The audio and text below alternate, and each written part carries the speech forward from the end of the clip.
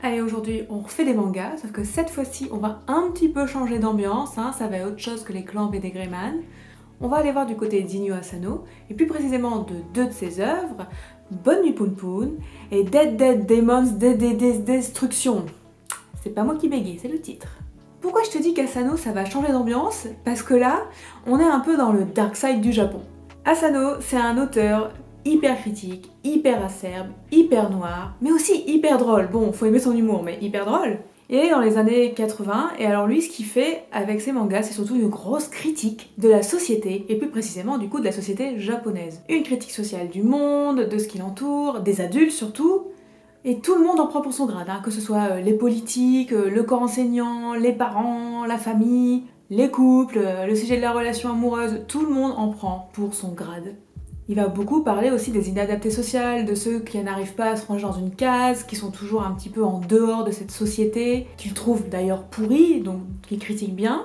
D'ailleurs, souvent, il va plutôt avoir des personnages assez jeunes, qui sont encore dans le monde de l'enfance comme personnages principaux, et notamment tu vas voir dans Bonne Nuit Poon Poon et dans Dead Dead Demons. Ouais, on va faire le titre raccourci parce que j'ai pas fini sinon. Tu vas suivre des jeunes qui sont vraiment en transition souvent vers le monde adulte et qui sont complètement paumés parce qu'ils sont non adaptés à ce système qui lui-même est paumé en fait. Et il parle pas d'ailleurs à ce qui est en dehors de lui parce que par exemple il y a un de ses mangas qui est un one-shot qui s'appelle Errance qui lui parle d'un mangaka paumé lui aussi. Tu suis un petit peu le quotidien d'un auteur de manga qui est en train d'écrire, qui sait pas trop ce qu'il doit faire, est-ce qu'il doit faire un truc qui lui plaît, est-ce qu'il doit faire un truc plutôt dans sa vibe, est-ce qu'il va pas faire une redite. Il est en grosse crise existentielle quoi. Donc tu vois, tout le monde vraiment, même lui-même, en prend pour son grade, évidemment. Comme je disais, ce sont des œuvres du coup très très noires qui peuvent traiter de sujets assez trash, comme par exemple des fois les violences conjugales ou alors les violences aussi sexuelles. Tu vas aussi avoir le sujet du suicide, le sujet de la mort, tout ça, hein. Il va aussi beaucoup parler des sectes, on verra dans Bonne Nuit Poon Poon. Mais après ces œuvres, moi j'ai beaucoup rigolé, mais tu ris noir, hein, tu ris jaune, hein, parce que forcément c'est drôle, mais c'est aussi absurde. Il va être beaucoup dans l'absurde. Voilà, c'est plutôt des mangas adultes. T'offres pas ça à tes petits neveux, tes petites nièces. On va souvent suivre des personnages qui galèrent, qui ont fait des mauvais choix dans la vie, et tout. Voilà, on suit des paumés quoi. Mais en termes de style, Inyo Asano, c'est parfait, hein. Tu peux regarder ce qu'il dessine, je vais te mettre quelques planches. C'est parfait, c'est beau, tu vois, c'est hyper détaillé, c'est hyper fin, et d'ailleurs souvent ça contraste du coup avec les thématiques. Rentrons tout de suite dans le vif du sujet et on va aller prendre un exemple concret pour que tu vois un petit peu ce qui se passe chez Asano. On va aller prendre Bonne Nuit Poon Poon, qui lui a été publié au Japon de 2007 à 2013. C'est avec lui que j'ai connu Inyo Asano en premier, et voilà, la révélation. C'est un manga, je l'ai plus forcément en physique, mais c'est un manga quand tu l'as, il te reste dans le crâne, hein. En France, il est édité chez Kana, tu peux toujours le trouver, car les mangas que je vais te montrer, tu peux toujours les trouver. Ouais. Qu'est-ce qui a fait que j'ai lu Bonne Nuit Poon Poon? C'est qu'on m'a ouvert les pages et qu'on m'a montré la tronche du manga. Tu vois, tu retrouves un style manga plus traditionnel, sauf que le héros principal, Poon Poon, qui est un collégien, c'est lui. Il a une tronche d'oiseau mal dessinée. Pareil pour sa famille, ils sont représentés sous les traits d'oiseaux. Poon Poon Mama et Poon Poon Papa et l'oncle et tout, voilà, des oiseaux. Alors dans l'histoire, ça veut pas dire qu'ils sont des oiseaux, hein. C'est juste que ils sont représentés comme ça. Dans l'histoire, en vrai, pour les autres personnages, c'est des humains normaux, quoi. Et dans ce manga, tu suis donc l'histoire de Poon Poon sur plusieurs années, de son passage de l'âge collégien, adolescent à l'âge adulte, et de comment il va un peu foirer sa vie. Non mais c'est ça, comment il va foirer sa vie. Les personnages de Poon Poon, c'est des grands enfants qui sont aussi à la fois avec des questionnements d'adultes et qui sont paumés entre les deux, et comme je te disais, qui font les mauvais choix. Poon Poon, il est né dans une famille qui est complètement dysfonctionnelle. Au début du manga, je te spoil rien, c'est dans le tome 1, tu vois, c'est celui-là le tome 1. Au début du manga, il y a le père de Poon Poon qui frappe sa mère, violence conjugale, il frappe sa mère qui elle-même est dépressive, et donc se retrouve à l'hôpital, et Poon Poon se retrouve là-dedans, et les adultes lui mentent. Tu vois, sa mère, elle lui dit « Mais non, tu vois, c'est un cambrioleur, je suis tombée », ce genre de truc. Alors que tu vois bien que l'oncle, il est là genre « Oh, il y est allé quand même un peu fort cette fois-ci ». Donc le père frappe sa femme est en dépression, son oncle, donc le frère de son père, est un bon gros chômeur, comme on les aime pas au Japon, donc il rate un peu tout dans sa vie, tu vois, mais bon, mais il essaie de se faire paraître quand même un peu le beau gosse, et il a aussi des petits problèmes un petit peu de nerfs et de névrose, de toute façon ils en ont tous dans le manga, et Poon Poon se retrouve seul chez lui avec son oncle. Et c'est un peu barré aussi, parce que par exemple, l'oncle de Poon Poon, quand il était petit, lui apprend une petite formule pour invoquer Dieu. Alors Dieu, c'est pas celui que tu connais, hein. Dieu, faut imaginer autre chose. Donc Poun va beaucoup se référer dans tout le manga à ce dieu pour lui poser des questions. Il fait partie de son univers un peu mental. Attends, je te montre Dieu parce que quand même... Pareil, c'est sympa. Tiens, là c'est Dieu. Il est là, Dieu. Puis Dieu, voilà, il est un peu fou aussi. Et aussi, un des gros fils rouges du manga, ça va être une histoire d'amour de gamin, quoi, que Poun va garder, va conserver. Et tout le désamour qu'il va y avoir autour, toute cette relation un peu foireuse, un peu compliquée, et comment il n'arrive pas à s'en dépâtir. Ça a beaucoup parlé des sectes. Au Japon, les sectes aussi, c'est un autre dos que nous, ce qu'on peut avoir aussi ici. Parce que par exemple, Aiko, sa petite amoureuse, et sa famille fait partie d'une secte. Donc du coup, tu vas suivre aussi Aiko dans cette famille qui est dans une secte. Tu t'imagines le truc, t'imagines un petit peu. C'est un manga où les adultes sont tous névrosés, mais font comme si ça allait, tu vois, tout est bien. Et donc toute cette histoire, tous ces adultes, tout ce monde, on le voit à travers le prisme du regard de Poun. Cet enfant adolescent qui devient adulte et qui essaie de se dépatouiller au milieu de cette galère. Et c'est une grosse critique sociale, c'est une grosse critique du corps enseignant. Tiens, tu veux que je te montre les profs un petit peu? Moi, je te spoil pas grand chose, hein, on l'a dès le début. Ça, c'est le professeur. Le professeur, voilà. Tu veux voir le directeur aussi? Voilà, c'est des adultes sains et équilibrés. Dans le monde d'Inyo Asano, les adultes sont sains et équilibrés, évidemment. Bonnie Poun, faut pas être en dépression pour le lire. De toute façon, de manière générale, les bouquins d'Asano évitent d'être en dépression pour le lire, ou alors, sauf si t'as vraiment beaucoup d'humour et de recul. Alors, je suis pas fan de tous les bouquins d'Asano. Par exemple, moi, Solanine, c'était pas trop ma vibe. Je sais que les gens ont adoré, c'est un chef-d'œuvre, mais moi, j'ai pas trop accroché. C'est celui-là, t'as dû le croiser, sans doute. Après, ça se trouve, ça peut être ta cam, hein, va voir. De toute façon, moi, il y a des histoires de papillons dedans, alors c'est mort. Oui, parce que si tu ne le sais pas, j'ai la phobie des papillons. Pas les moches, hein. Les plus ils sont colorés et beaux, plus je les déteste. Qu'ils aillent tous brûler. Tu sais qu'il y a une nouvelle de Kadik dans laquelle les papillons sont responsables de la fin de l'humanité? Tout compris, Kadik. Bref, tout ça pour te dire. Bonnie Poun, voilà. Si tu aimes les critiques sociales, si tu aimes un petit peu l'humour noir, si tu aimes voir des gens se prendre la tête... Et puis là, pour le coup, graphiquement, il y a des super idées. Inyo Asano, en termes de dessin, c'est super. Et Poun, cette figure un peu dessinée à la va-vite, elle va changer quand il va grandir, selon ses émotions. Pareil, il va prendre d'autres tronches, il va avoir d'autres symboles selon les situations qu'il va traverser. C'est vraiment du génie. Voilà, c'est du génie. Inyo Asano, c'est du génie. Après, parlons purement cosmétique. La collection en entière, elle est très jolie. Je vais essayer de te la trouver parce que moi je l'ai pas. La collection en entière est très jolie avec toutes les tranches de couleurs. Dans ta bibliothèque, ça va être super. Ah oui, en fait, Bonnie Poun, il y a 13 tomes. Sinon, tu peux les trouver à la médiathèque. Moi, j'avais fini de les lire à la médiathèque. Alors, c'est sûr, faut accrocher. Si jamais tu lis, par exemple, que du boys love, je sais pas si ça va être ta cam. Pareil, si tu lis que des mangas avec des histoires cœur love love, je suis pas sûre non plus que tu adaptes vraiment au concept. Mais il faut toujours essayer. Au pire, je te dis, ils sont connus, médiathèque, t'essayes. Ou pareil, tu demandes à quelqu'un. Inyo Asano, il est souvent rangé dans les seinen, évidemment. Et dans ce domaine-là, il est hyper connu. Voilà, c'est un des grands, quoi. Un monsieur qui doit être très en dépression, mais sinon c'est un des grands. Allez, on va pas y passer 15 ans, on passe sur Dead Demon, Destruction. Oui, on est sur un titre à rallonge. On va l'appeler Dead, hein, à partir de maintenant. Mais sinon c'est Dead Demon, Destruction. Je vais le marquer. Un de mes gros coups de cœur. Lui par contre, je les ai tous. Sauf le 12, je sais pas pourquoi. Donc j'ai jamais lu la fin en fait. J'ai jamais lu le dernier tome en fait, je viens de m'en rendre compte là, tu vois. Lui, il a été publié de 2014 à 2022 au Japon.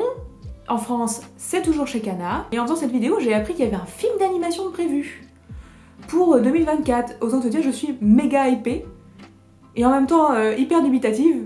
Pour l'écrire, il raconte qu'il s'est inspiré, enfin que ça a été fait suite à la catastrophe de Fukushima et que la réaction du gouvernement, de la population, tout ce qu'il a pu voir sur les réseaux, toutes ces choses-là, l'a beaucoup inspiré. Et tu m'étonnes.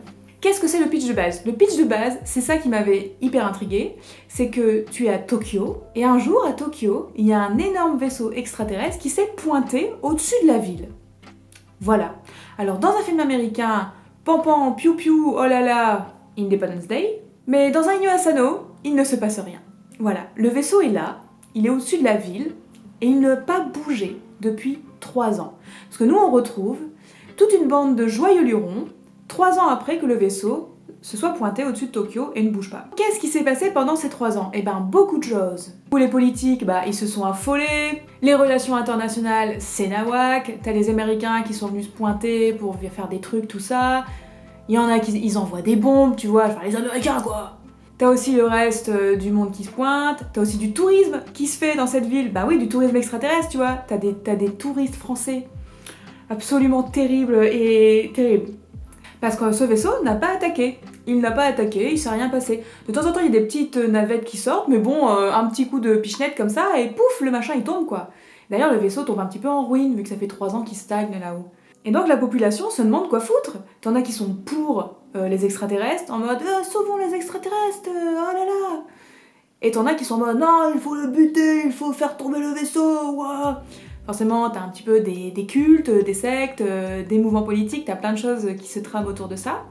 Mais toi, tu vas pas directement voir ça. Toi, tu vas suivre un petit groupe d'amis, et notamment 2 nanas. Tu vas suivre Kanode et Oran, qui sont 2 lycéennes. Et qui vivent sous ce Tokyo depuis 3 ans. Donc pour elles, c'est devenu du quotidien, tu vois. Elles ont l'habitude, des vaisseaux se font exploser et tout. Elles sont hyper intriguées aussi, parce que t'imagines bien, il va se passer des trucs après, hein, je te spoil pas.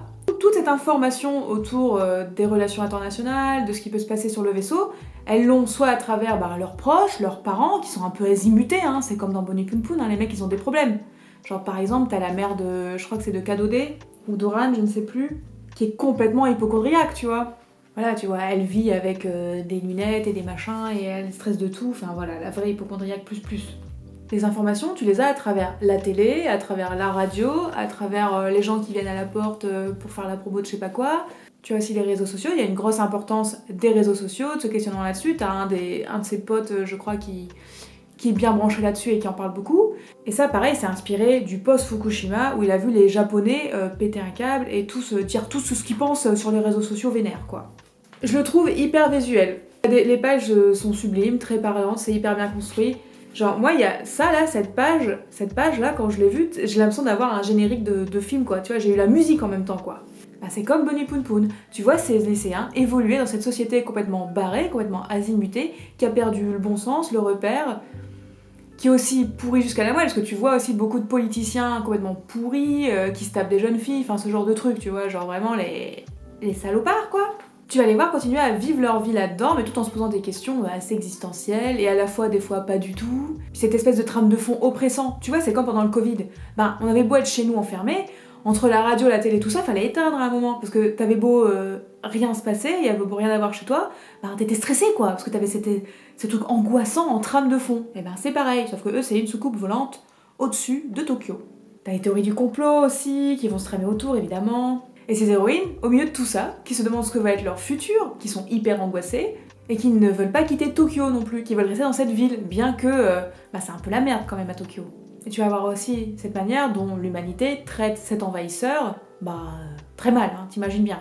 Asano, il va vraiment te montrer tout ce qui va pas, tu vois, tous les profils. Par exemple, il y a les hikikomori, tu sais, les mecs qui restent enfermés chez eux. T'as ce genre de profil, par exemple.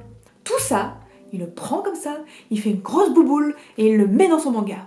En gros, tu suis souvent des jeunes qui sont perdus dans une société complètement névrosée, complètement à l'ouest et complètement pourrie. Ils ont parfois un optimisme du coup qui contraste avec ça, et c'est ça qui rend le manga hyper attrayant, hyper omnubilant. Voilà. Bon, sinon, parlons cosmétique, parlons de l'édition. Pareil, dans ta bibliothèque, ça a de la gueule, ça. Chaque tome, c'est un gros plan sur une des têtes d'un des personnages. Et je trouve ça très classe. Ça, c'est le tome 1, si tu le cherches. Lui, c'est un de mes personnages favoris, je l'adore, mais je sais plus s'il est trans ou pas.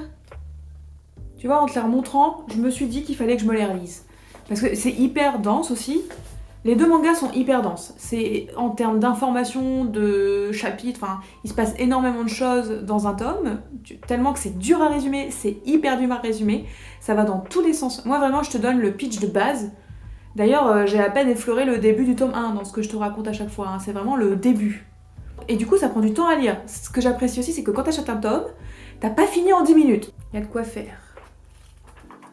Va tester, essaye de trouver des tomes 1. Peut-être que des fois aussi, il faut un petit peu connaître la société japonaise et ses travers pour comprendre des personnages, pour comprendre des situations, pour comprendre aussi La relation politique, c'est vrai que moi je m'intéresse un petit peu à la géopolitique asiatique et je m'intéresse aussi beaucoup à ce qui se passe au Japon et au travers et aux problèmes.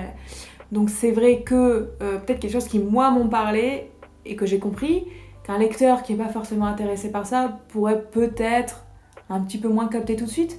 Mais après si tu lis des mangas, en théorie, bon pareil, t'es un petit peu aware de ce qui peut se passer au Japon. Donc si tu veux quelque chose qui te change un petit peu, qui te chamboule un petit peu, qui te réveille un petit peu, et qui a un petit peu d'humour noir et un peu bizarre, qui est un peu barré, essaye Inyo Asano. Dead Dead, il est en 12 tomes, donc pareil, c'est rapide à lire, hein, comme Poun Poun, t'en as pas trop à acheter. Mais si tu veux prendre un one-shot, il a aussi beaucoup de one-shot. Alors là-bas, je saurais pas t'en conseiller, parce qu'il y en a pas un qui m'a vraiment marqué. Ils sont la même vibe, hein, c'est à peu près les mêmes sujets, hein. Mais il y en a pas un qui m'a, moi, marqué de dingue, qui m'a sauté aux yeux de dingue. C'est vraiment ces deux séries-là que je trouve qui sont vraiment iconiques et qui sont vraiment à un niveau au-dessus, je trouve. Donc voilà, essaye, dis-moi si tu connais. Si tu ne connais pas, dis-moi si ça te donne envie, ou si au contraire tu te dis oh là là, ça m'a l'air chelou as fuck, c'est mort. Ou si tu détestes aussi, ça peut bien m'intéresser de savoir pourquoi tu détestes Inyo Asano. Par contre, ça doit être sans doute les mêmes raisons pour lesquelles je les aime, donc ça va être marrant.